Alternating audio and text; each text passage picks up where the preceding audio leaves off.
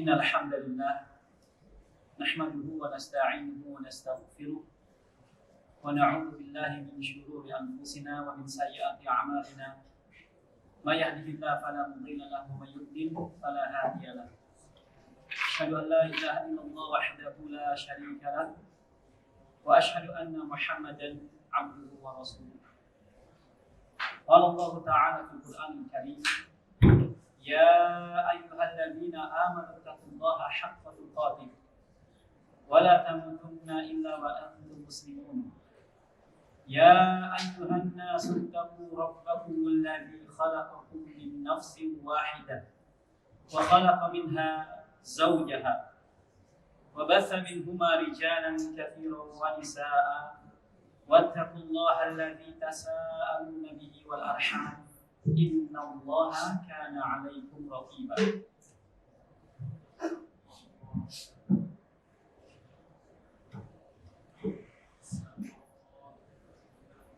يا أيها الذين آمنوا اتقوا الله وقولوا قولا سديدا يصلح لكم أعمالكم ويغفر لكم ذنوبكم ومن يطع الله ورسوله فقد فاز فوزا عظيما أما بعد. Jamaah kaum muslimin wal muslimat rahimakumullah, alhamdulillah kita bersyukur kepada Allah Subhanahu wa taala atas segala nikmat dan karunia yang Allah berikan kepada kita semua, baik berupa nikmat iman, nikmat Islam, sehat walafiat, yang dengan semua nikmat tersebut kita dapat bersama-sama berkumpul di rumah dari rumah Allah untuk melaksanakan tadi salat zuhur berjamaah sekaligus melanjutkan ta'lim rutin di hari Rabu bulan Ramadan ini, bulan suci, bulan yang mulia. Semoga salawat dan salam tercurah kepada Nabi besar Nabi Muhammad sallallahu alaihi wasallam, kepada keluarganya, kepada para sahabatnya, dan kepada umatnya hingga akhir zaman kelak.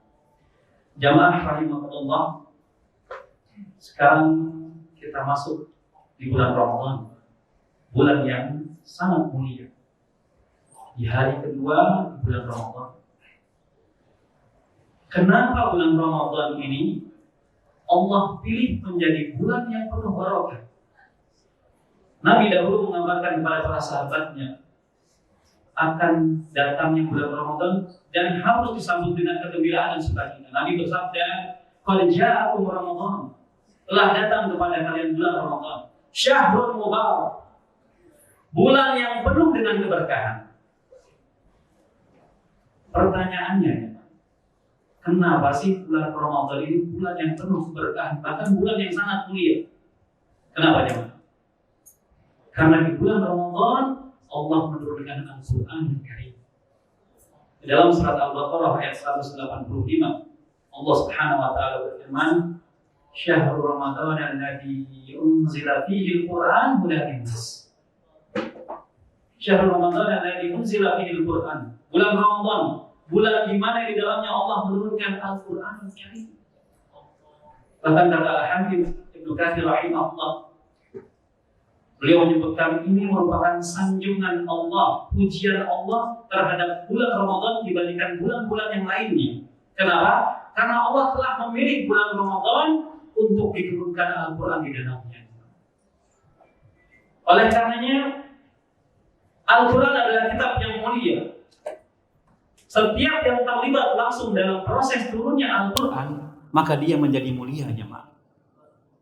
Dalam tafsir Al-Quranul Azim, Ibnu Katsir rahimahullah menjelaskan, Al-Quran pertama kali Allah taruh di muka bumi, sebelum ke muka bumi, yaitu di Lauhul Mahfuz. Bal huwa Qur'anun Majid fi Lauhim Mahfuz, kata Allah. Akan tetapi Al-Quran yang mulia adalah kitab yang majid, kitab yang mulia fi Lauhim Mahfuz, yang pertama kali Allah taruh di Lauhul Mahfuz. Kemudian Allah turunkan secara sekaligus ke Baitul Izzah. Baitul Izzah itu langit dunia, jemaah. Al-Quran, kitab yang mulia, diturunkan di bulan Ramadan. Maka bulan Ramadan menjadi bulan yang mulia karena Al-Quran. Di suatu malam, malamnya menjadi mulia gara-gara Al-Quran yang mulia, jemaah. Malam apa namanya, jemaah? Lailatul Qadar. Tanazzalul malaikatu warruhu fiha biizni rabbihim min kulli amr, kata Allah. Pada malam Lailatul Qadar tanazzalu malaikat, turun temurun malaikat dari langit, banyak yang turun jemaah. Tanazzal warruh, dipimpin oleh ruh. Siapa ruh? Dipimpin oleh malaikat Jibril. Pemuka para malaikat, malaikat Jibril. Kenapa Allah tetapkan malaikat Jibril menjadi pemukanya para malaikat, pemimpinnya para malaikat? Karena malaikat Jibril adalah sebagai perantara turunnya Al-Quran kepada Nabi SAW.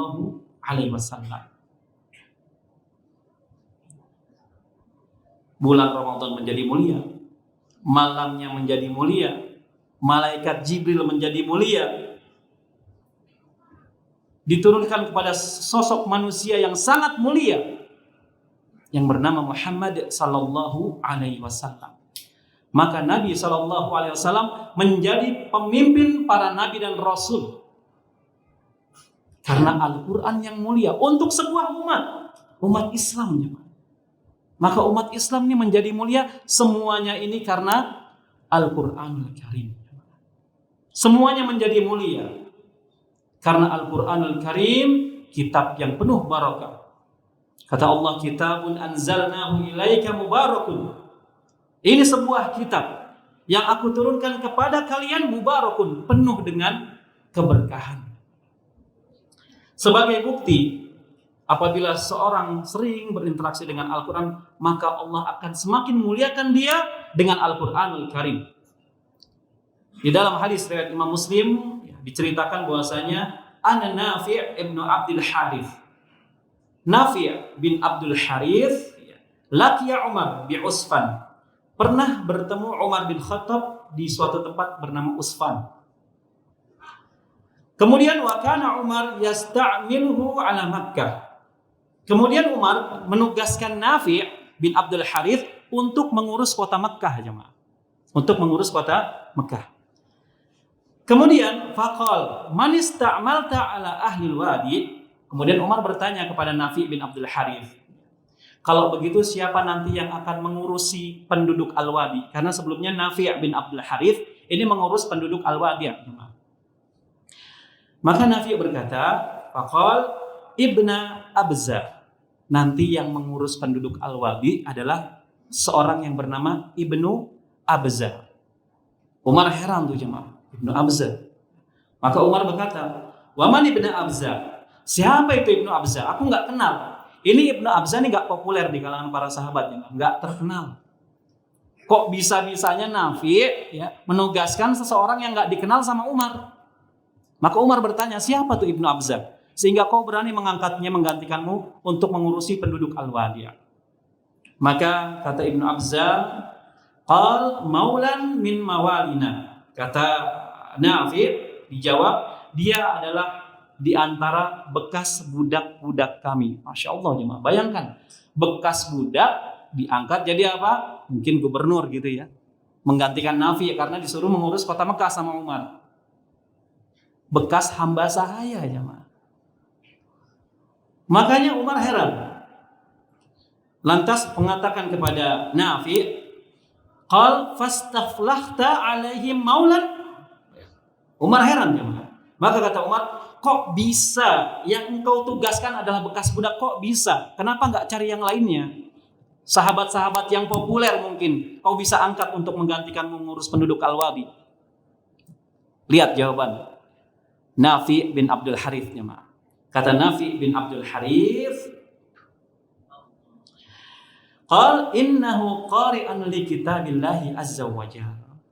Ibnu Abza adalah seseorang yang alim di dalam bidang Al-Quranul Karim. Wa innahu alimun bil faraid. Dan dia juga alim, dia juga ahli terhadap ilmu waris, ilmu faraid. Luar biasa jemaah. Bekas budak yang tidak dikenal oleh Umar, Amirul Mukminin ketika itu, diangkat menjadi gubernur. Sampai Umar terheran-heran, kenapa nggak ada orang lain sih? Emang apa kelebihan Ibnu Abza ini? Oh, ternyata dia apa? Alim terhadap Al-Quranul Karim dan juga ilmu waris faraid. Nah, dari sini kata Umar bin Khattab radhiyallahu anhu, Ama inna nabiyukum sallallahu alaihi wasallam qad qala, kata Umar, sesungguhnya nabi kalian itu pernah bersabda. Jadi Umar setelah dijawab oleh Nafi Ibnu Abza yang akan menggantikan dia, teringat dengan hadis Nabi sallallahu alaihi wasallam. Kata Umar, innallaha yarfa'u bihadzal kitab. Sesungguhnya Allah akan mengangkat derajat seseorang dengan kitab ini, dengan Al-Quran. Bayangkan mantan budak jadi gubernur. Maka Umar tidak heran ketika mengetahui dia alim terhadap Al-Quranul Karim. Umar lantas teringat dengan hadis ini. Sesungguhnya Allah akan mengangkat derajat seseorang karena Al-Quranul Karim. Wa yada'u bihi akharin, kata Nabi SAW. Dan Allah akan merendahkan derajat yang lainnya dengan Al-Quranul Karim. Ini bukti seseorang semakin mulia dengan Al-Quran dengan senantiasa berinteraksi dengan Al-Quranul Karim, terutama di bulan Ramadan, jemaah. Bulan Al-Quranul Karim. Dan ingat, di satu sisi Allah juga akan merendahkan seseorang dengan Al-Quranul Karim. Gimana contohnya, Ustaz? Ketika dia melanggar batasan-batasan Allah Subhanahu wa taala dalam Al-Quran dan Sunnah. Umpamanya sebagian kaum muslimin di bulan Ramadan ini mungkin ada yang tidak berpuasa tanpa uzur. Padahal puasa hukumnya wajib, kita sama-sama tahu. Tanpa uzur dan tanpa malu-malu. Di depan orang yang berpuasa makan dia. Makan sesi 1 jam 12 tuh buka puasa. Nanti sesi 2-nya ba'da maghrib. Malunya sudah hilang, ya. Ini orang-orang yang direndahkan Al-Quran, orang-orang semacam ini, jemaah. Dia tahu puasa Ramadan hukumnya wajib, dia langgar. Maka Al-Quran akan merendahkannya. Adapun orang yang mempelajari Al-Quran, membacanya, mentadaburinya, mengamalkannya, Allah angkat derajatnya. Dan dianjurkan di bulan Ramadan ini kita dianjurkan untuk memperbanyak membaca Al-Quranul Karim. Kalau di luar bulan Ramadan, membaca 1 huruf dari Al-Quranul Karim, berapa nilai pahalanya kata Nabi SAW? Berapa jemaah? 10. Kalau kemarin di bulan Sya'ban 10, 1 huruf. Kata Nabi SAW, man qara'a harfan min kitabillah falahu bihi hasanah. Barang siapa yang membaca 1 huruf dari Al-Quranul Karim, maka baginya hasanah, 1 kebaikan. Wal hasanatu bi asri amsalihha. Dan 1 kebaikan tersebut dilipat gandakan menjadi 10 kebaikan di bulan Sya'ban kemarin. La aqulu alif lam mim harfun, aku tidak mengatakan alif lam mim itu 1 huruf, enggak. Walakin alif harfun wa lam harfun wa mim harfun. Akan tapi alif 1 huruf, lam 1 huruf, mim 1 huruf. Kalau kemarin di bulan Sya'ban kita baca alif lam mim saja. Umpamanya alif lam mim 3 huruf berarti 30 kebaikan. Dan ingat Allah berfirman, innal hasanat yudhibnas sayyiat. Sesungguhnya kebaikan-kebaikan itu, jemaah, kebaikan-kebaikan itu akan menghapus keburukan-keburukan, menghapus dosa-dosa. Jadi orang yang semakin banyak membaca Al-Quran, insya Allah dosanya habis, jemaah, dihapuskan oleh Allah Subhanahu wa taala. Karena kebaikan yang mereka baca, huruf demi huruf bernilai kebaikan. Bahkan kalau di bulan Ramadan, di dalam hadis riwayat Imam Muslim, kata Nabi SAW, kullu amali ibnu Adam yudha'aful hasanah bi asri ila 700 dhi'fin. Setiap amalan anak Adam di dalam bulan Ramadan dilipat gandakan dari 10 sampai 700 kali lipat. Bayangkan, ya, maaf. Mungkin kalau sekarang kita baca 1 huruf dari Al-Quran yang tadinya nilai maksimalnya 10, 1 hurufnya. Masuk bulan Ramadan jadi nilai minimal 10. Sampai 700 kali lipat kebaikan. Bayangkan. Jadi kalau kita mungkin hari ini sesibuk-sibuknya kita, mungkin sibuk berdagang, sibuk kerja, ya, sibuk beraktivitas, sesibuk-sibuknya kita hanya baca 1 ayat umpamanya, seperti tadi Al-Baqarah ayat 1, 3 huruf. Kalau terpenuhi syaratnya 2 syaratnya, ikhlas dan sesuai dengan tuntunan Nabi SAW. Ikhlas kita baca Al-Quran, nggak ria. Ya, di masjid umpamanya ketika sepi kita baca Al-Qurannya pelan, ya, lirih. Begitu ada teman kita masuk, tiba-tiba gimana? Kencang. Terus nadanya diliuk-liukin. Wah, ini repot nih, nggak ikhlas. Ikhlas itu apa jamaah? Murni. Memurnikan ibadah hanya kepada Allah. Nggak dicampur. Nggak dicampur. Nggak ada riya di sana. Jadi syarat yang pertama agar tilawah kita diterima Allah di bulan Ramadan, yang pertama syaratnya ikhlas. Mau orang muji kek, mau celak, saya tidak peduli. Saya tilawah, baca Quran, niat ikhlas pada Allah Subhanahu wa taala. Tapi ternyata niat ikhlas pun tidak cukup. Dalam hal tilawah umpamanya. Ada syarat yang kedua kata para ulama. Ittiba'ur Rasul. Sesuai dengan tuntunan Nabi SAW. Kalau kita lihat sifat tilawah Nabi, kira-kira gimana jemaah?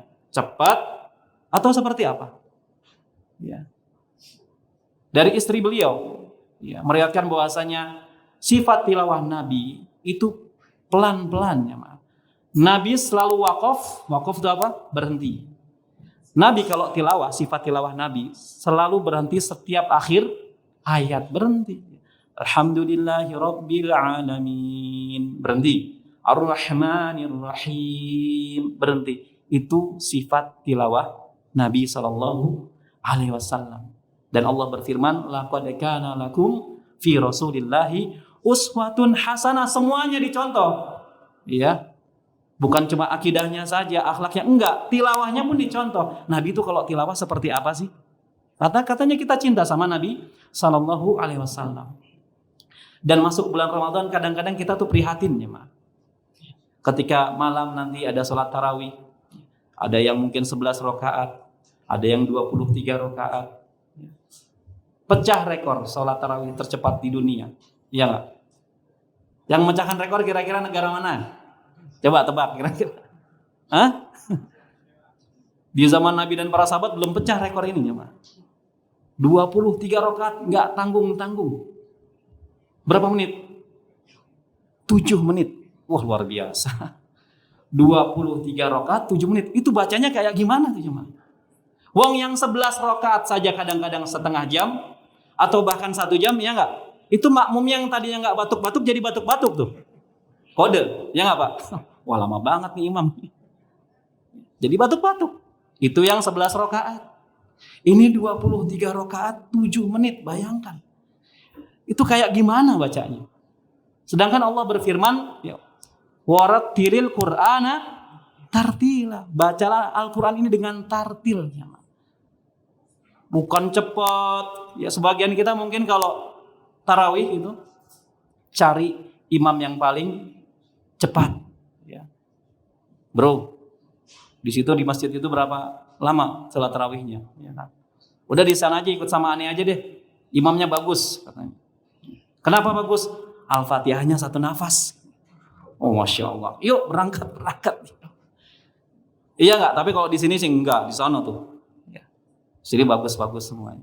Dicari yang imam Al-Fatihahnya 1 nafas. Rame nggak masjidnya?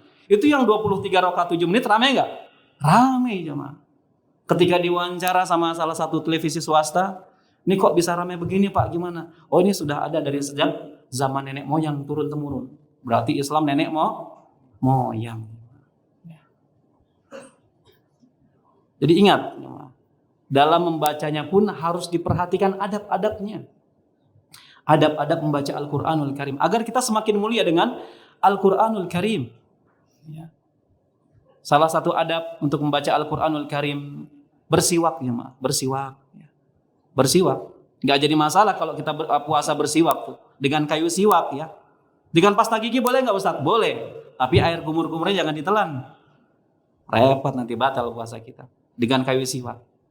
Kemudian menghadap kiblat, usahakan menghadap kiblat. Kemudian baca ta'awudz. Kata Allah, fa idza qara'tal Qur'ana fasta'idz billahi minasyaitonir rajim. Baca ta'awudz jemaah. Kemudian dengan tartil, dengan perlahan-lahan. Maka kita akan mendapatkan kemuliaan huruf demi huruf. Jadi kalau kita memenuhi 2 syarat tadi, ikhlas, kemudian sifat tilawah kita seperti sifat tilawah Nabi SAW, maka insya Allah 1 huruf yang kita baca dari Al-Quranul Karim di bulan Ramadan bisa jadi satu hurufnya 700 kebaikan. 700 kebaikan. Antum hari ini sudah baca berapa banyak dari Al-Quranul Karim? Ya. Tapi ya jangan setelah baca Al-Quranul Karim kemudian antum bawa kalkulator tuh, dihitung huruf-hurufnya terus dikaliin. Ya nggak bisa jemaah. Kata Allah, kalau kau hitung nikmatku, la tuhsuha, kau tidak akan dapat mungkin menghitungnya. Ya. Jadi perbanyak membaca Al-Quranul Karim di bulan Al-Quran ini jemaah.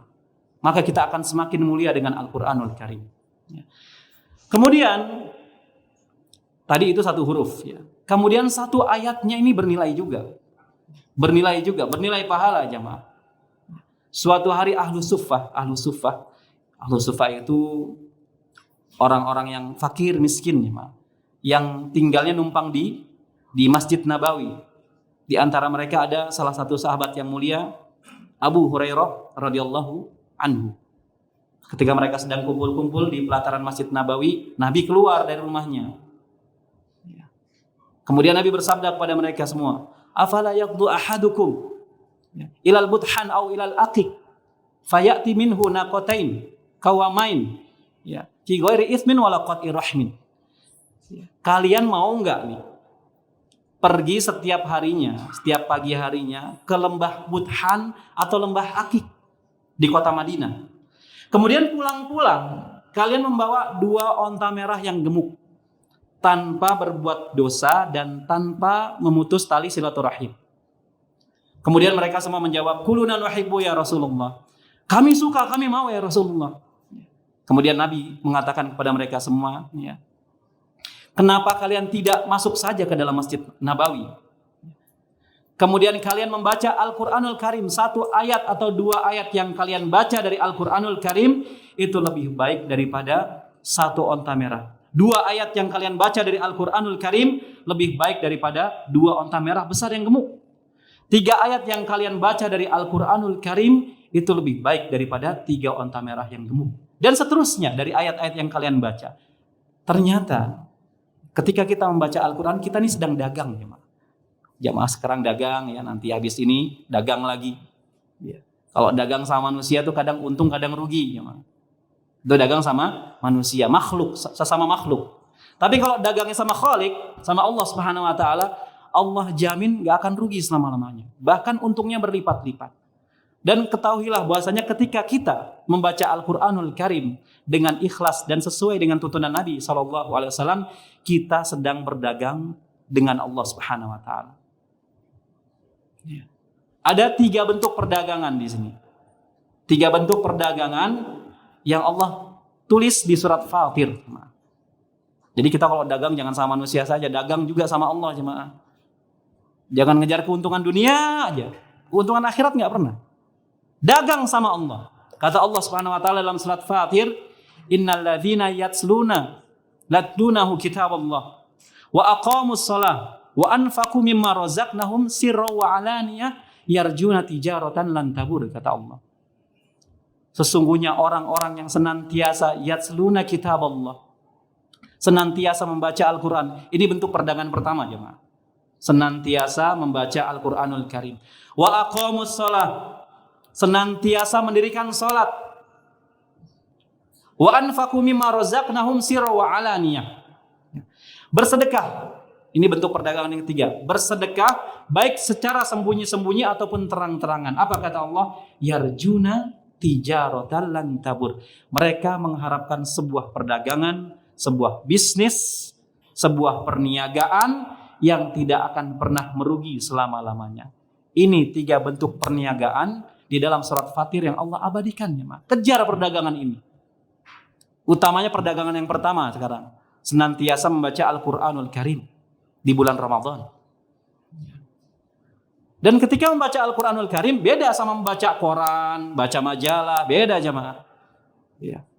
Ada kaidah-kaidah yang mesti dilaksanakan, yang mesti kita taati. Kata salah seorang ulama besar yang bernama Ibnul Jazari rahimahullah mengatakan dalam manzumahnya, dalam bait-bait syairnya kata beliau, wal akhdhu bitajwidi hatmun lazim. Malam yusahihil Qur'ana athim. Ya. Wal akhdhu bitajwidi hatmun lazim. Membaca Al-Qur'an enggak sembarangan. Kata beliau, membaca Al-Qur'an dengan tajwid itu hukumnya lazim, wajib hukumnya jemaah. Jadi enggak sembarangan. Mohon maaf ini. Iya. Bukan kayak baca koran, ya, baca majalah atau percakapan bahasa Arab. Enggak. Membaca Al-Qur'an dengan tajwid lazim, hukumnya wajib.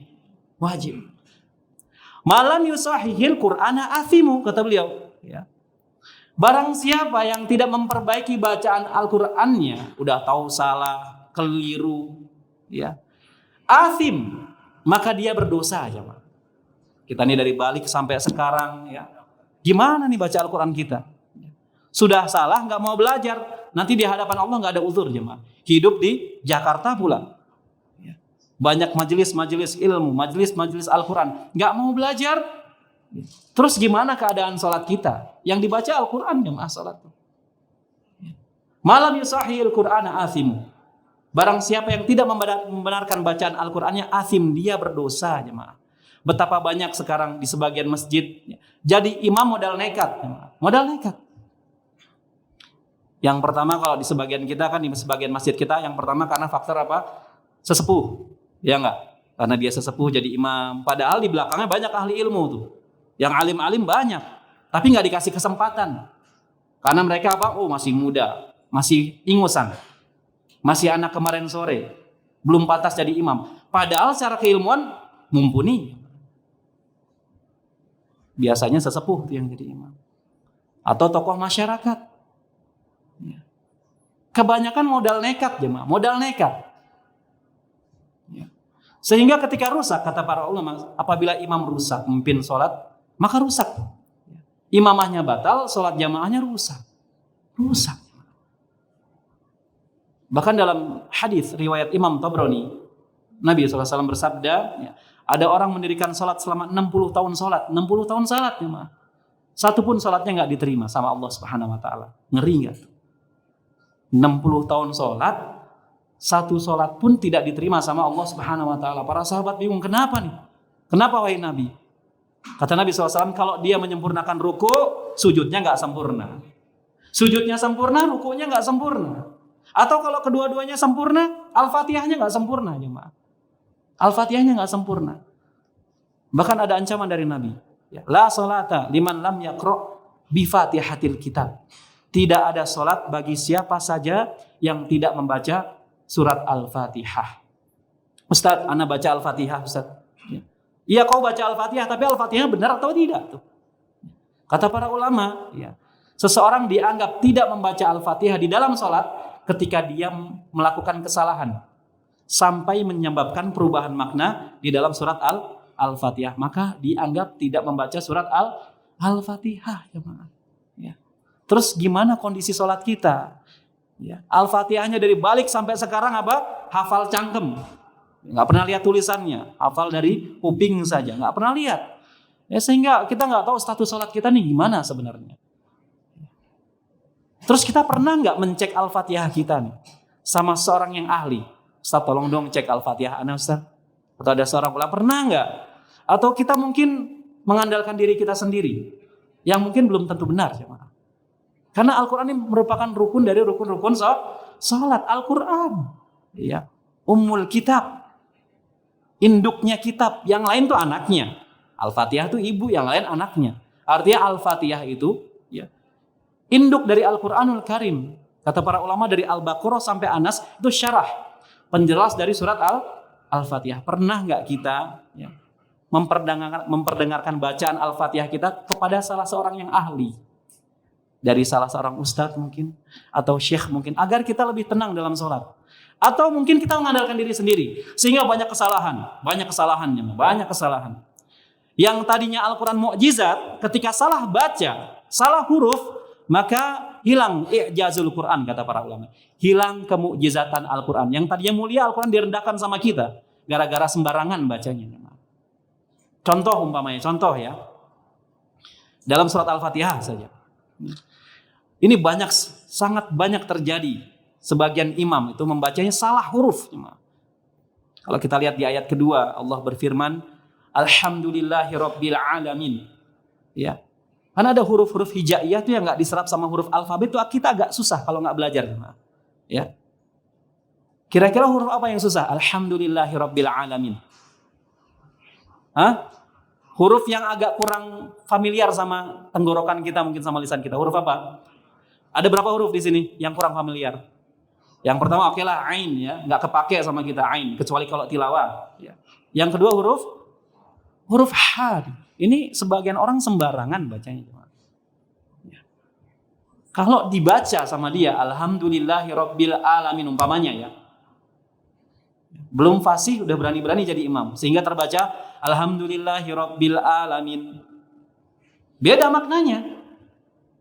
Yang dia baca bukan Al-Qur'an kata para ulama. Karena kenapa? Maknanya sudah berubah. Hurufnya berubah, maknanya berubah. Kalau dibacanya fasih, alhamdulillahirabbil alamin, sama-sama tahu kita maknanya. Segala puji bagi Allah, Rabb semesta alam. Alhamdulillah. Tapi kalau asal-asalan alhamdulillah hirabbil alamin, yang harusnya ha jadi ha, yang harusnya a jadi a. Karena enggak fasih. Apa maknanya? Alhamdulillahirabbil alamin. Segala kebinasaan bagi Allah, Rabb yang sakit. Alhamdulillah, segala puji bagi Allah. Alhamdulillah, segala kebinasaan bagi Allah. Sudah berani jadi imam, merusak sholat jamaah. Kita tuh kalau udah belajar ya, sholat di belakang imam yang bacaannya nggak fasih, itu kita risih jamaah. Kita risih. Maka kata para ulama, imamahnya batal, sholatnya rusak. Sholatnya rusak. Maka hendaknya kita belajar jamaah. Belajar dan tidak ada kata terlambat dalam belajar. Dan ingat, Al-Quran kata para ulama adalah salah satu ilmu yang paling mulia. Kenapa? Karena dia langsung berhubungan dengan firman Allah, dengan kalamullah. Jadi yang sekarang masih punya kekurangan, ya, silakan cari majelis Al-Quran, ya, belajar. Jangan malu, tidak ada kata terlambat. Karena kita belajar nih sampai mati jamaah.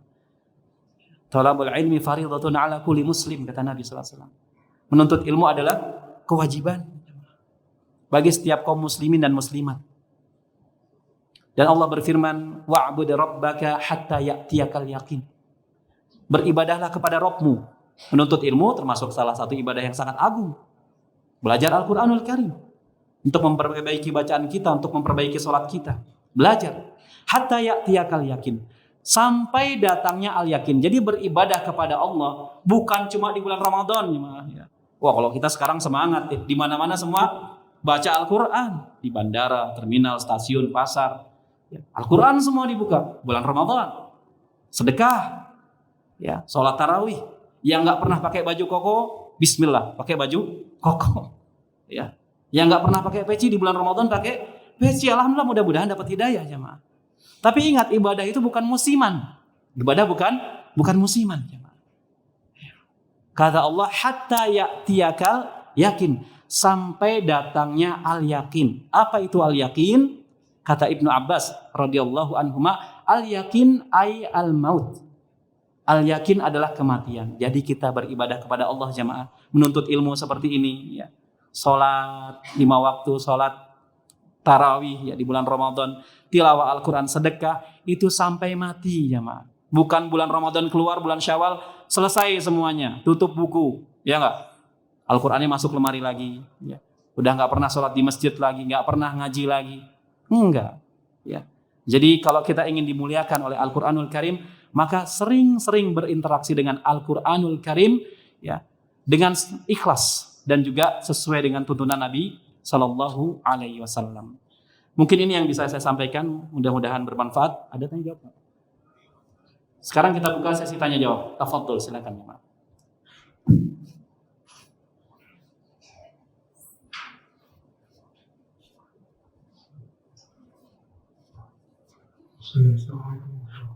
Waalaikumsalam warahmatullahi wabarakatuh.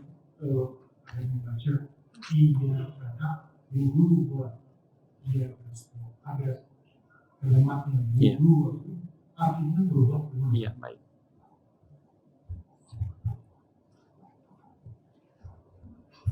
Ada pertanyaan ya? kalau ada seseorang atau seorang imam membaca iyyaka na'budu wa iya gitu ya. Budua ya, bukan budua. Jadi budunya dipanjangkan. Kemudian i-nya juga tidak ditekan.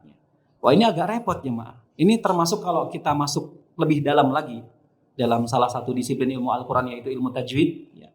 Kalau ada imam membaca iyyaka na'budu wa iyyaka nasta'in, dia baca seperti ini. Iyyaka na'budu wa iyyaka nasta'in umpamanya gitu ya. Maka ini masuknya lahan jali. Lahan jali itu kesalahan besar yang menyebabkan perubahan makna. Kalau sudah seperti ini, kata para ulama sepakat sholatnya tidak sah. Sholatnya tidak sah. Sekarang kita lihat, ketika seorang membaca iyyaka na'budu, di situ ada tasydid. Makanya Al-Quran itu mukjizat. Setiap hurufnya kan dinilai 10 kebaikan. Ya. Maka kita harus berhati-hati. Iyyaka na'budu. Kalau kita tekan, dan di situ tidak ada tasydid, harus ditekan. Iyyaka na'budu. Hanya kepadamulah kami menyembah. Kalau ditekan. Tapi kalau dibaca seperti ini, iyyaka na'budu, iyyaka na'budu, maka maknanya lain. Kata salah seorang ulama besar, Imam Al-Azhari, beliau itu ahli lughah, ahli bahasa Arab, menyebutkan kalau dibaca iya tanpa ditekan, maka maknanya dau'u syams, cahaya matahari. Harusnya ditekan, nggak ditekan, berubah total maknanya. Jadi kalau ada orang baca seperti ini, iyyaka na'budu wa iyyaka nasta'in, hanya kepada cahaya matahari mulah kami menyembah, dan hanya kepada cahaya matahari mulah kami mohon pertolongan. Wah, repot jemaah. Cahaya matahari. Gara-gara apa? Tasydid nggak ditekan. Mau nekat jadi imam sekarang? Mau? Apa mikir-mikir lagi? Itu baru sedikit jemaah. Belum kalau kita masuk lebih banyak. Makanya ada buku membahas 250 kesalahan dalam surat Al-Fatihah. Ada kesalahan yang tidak menyebabkan batalnya sholat. Ada kesalahan yang dapat menyebabkan batalnya sholat. Seperti tadi ya. Budu ditambah dengan huruf mat, huruf waw, sukun, ini menambah huruf dan menyebabkan apa? Perubahan makna. Jamak maknanya jadinya. Ya. Maka seorang ketika belum fasih, mohon maaf ya, dengan tidak bermaksud merendahkan, yang belum fasih, merasa belum fasih baca Al-Fatihah, ya, mohon maaf punten, jangan jadi imam dulu jemaah, belajar dulu. Kasihan kondisi makmumnya. Rusak kondisi sholatnya. Gara-gara apa? Imamnya modal nekat. Makanya kalau sholat tarawih nanti malam jemaah, cari imam yang bacaan Al-Fatihahnya fasih, udah cukup. Cukup. Ya. Urusan surat setelah Al-Fatihah itu hukumnya sunnah jemaah. Mau dia benar kayak mau salah. Ya. Kalau benar alhamdulillah. Ya, alhamdulillah. Kalau salah kata para ulama hanya dihukumi membaca surat Al-Fatihah, itu pun kalau Al-Fatihahnya benar. Ya. Makanya jangan cari masjid yang apa? Al-Fatihahnya satu nafas, gimana coba? Coba Al-Baqarahnya satu nafas, bisa nggak habis itu? Nggak bisa. Ya. Jadi itu termasuk merubah makna. Lahan jali kalau di dalam ilmu tajwid. Kesalahan besar. Dan itu yang dibaca bukan Al-Quran. Kenapa? Karena telah merubah maknanya. Merubah makna. Belajar. Ya, belajar. Kata Nabi la sholata liman lam yaqra' bi fatihatil kitab. Masuk hadis ini. Berarti nggak ada sholat baginya. Kenapa? Karena makna-maknanya telah berubah. Tidak ada sholat bagi orang yang tidak membaca surat Al-Fatihah di dalam sholat. Ya, wallahu a'lam bissawab. Baik, ada lagi ya,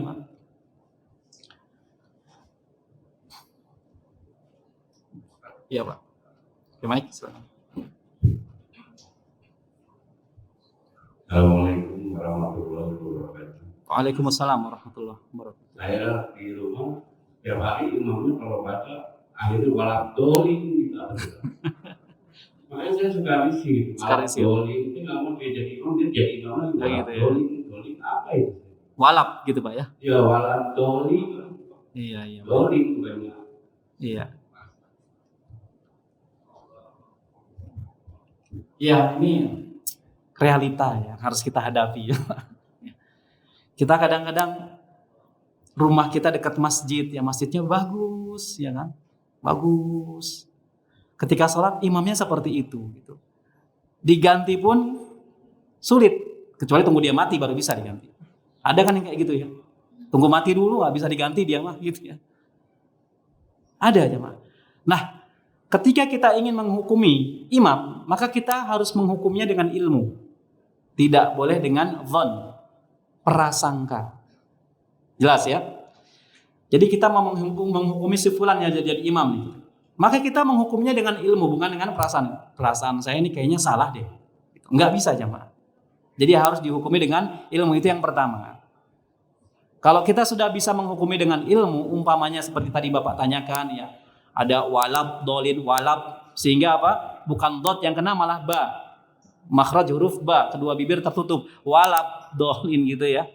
Nah, ini macam-macam ya. Atau dal, walad, dolin gitu kan ya. Do gitu kan. Walad, dolin, karena nggak fasih, dot nggak fasih. Dot itu sebagian kita agak kesulitan ya nggak. Bo, ya nggak familiar sama lisan kita, kalau nggak belajar ya nggak dapat huruf dot. Ya. Nah ketika seperti ini maka hendaknya kita selaku makmum ya, kalau bisa melihat kesalahan seorang imam, apalagi ini kesalahan yang besar, kesalahan jali yang bisa menyebabkan batalnya sholat, maka kita nasihati DKM. Ya Pak DKM ini gimana Pak, imamnya kok seperti ini ya. Yang saya dengar kok kurang fasih nih dalam mengucapkan ayat ini Pak DKM. Bisa nggak diganti sementara, jadi Pak ini nih suruh belajar dulu gitu ya. Jadi nggak harus kita yang langsung menasihati ya, karena kalau kita mungkin nggak bisa terima ya, nggak bisa terima. Kadang-kadang kita juga, oh itu DKM-nya ya, ya udah harap bersabar kalau udah repot kalau udah DKM gitu ya. Iya, jadi memang kita nih harus bersabar ya. Ini kan bulan Ramadan, jadi bulan yang penuh kesabaran, sabar. Cari masjid yang lainnya. Ya. Jadi kata para ulama, kalau kita sholat di suatu masjid yang kita tahu di masjid itu imamnya melakukan kesalahan besar di dalam surat Al-Fatihah sampai menyebabkan perubahan makna, dan dia rutin di situ, hendaknya kita cari masjid yang lain. Jangan nekat sholat di situ, nyemplung lagi ke kesalahan yang sama ya. Cari masjid yang lain yang minimal Al-Fatihahnya fasih, udah cukup itu saja ya. Dan juga tumak ninah ya, jangan cepat-cepat sholatnya, tumak ninah. Jadi Bapak harus sabar Pak ya, tapi tetap nasihat harus masuk, nasihat harus masuk ya. Entah dari siapa yang didengar ucapannya harus masuk, entah dari pengurus yang lain ya, dikasih nasihat ya. Mungkin Bapak kurang tepat di ayat ini pengucapan, sehingga makmum nih gelisah. Kita gelisah nggak jemaah? Gelisah kalau kita sudah belajar, imamnya seperti itu gelisah. Waduh, ini gimana nih imamnya nih? Udah kadung sholat di sini pula, gitu kan? Ya. Maka kalau kita tahu imamnya di situ sering melakukan kesalahan, cari masjid yang lain agar sholat kita tuh khusyuk. Ya, kekhusyukan sholat itu tergantung imam juga kok jemaah. Ya, imamnya fasih, ya. Kemudian tartil, kemudian juga melakukan Al-Qur'annya dengan bagus, khusyuk gak kita? Khusyuk. Itu salah satu faktor khusyuk juga. Seperti itu, cari imam yang fasih, tartil, ya dan sebagainya. Jadi nasihat harus tetap masuk dengan nasihat yang baik, Pak ya, dengan nasihat yang baik. Kalau nggak bisa, cari masjid lain yang imamnya fasih di dalam membaca surat Al-Fatihah. Ya, wallahu a'lam bishawab. Sudah cukup? Baik, saya pikir cukup jemaah, mudah-mudahan bermanfaat. Jangan lupa terus ya tingkatkan intensitas kita, interaksi kita dengan Al-Qur'anul Karim, terutama semakin banyak membacanya dalam bulan Ramadan. Semoga Allah Subhanahu wa taala memuliakan kita semua dengan Al-Qur'anul Karim. Kita tutup, subhanakallahumma wa bihamdika asyhadu an la ilaha illa anta astaghfiruka wa atubu ilaik. Wassalamualaikum warahmatullahi wabarakatuh.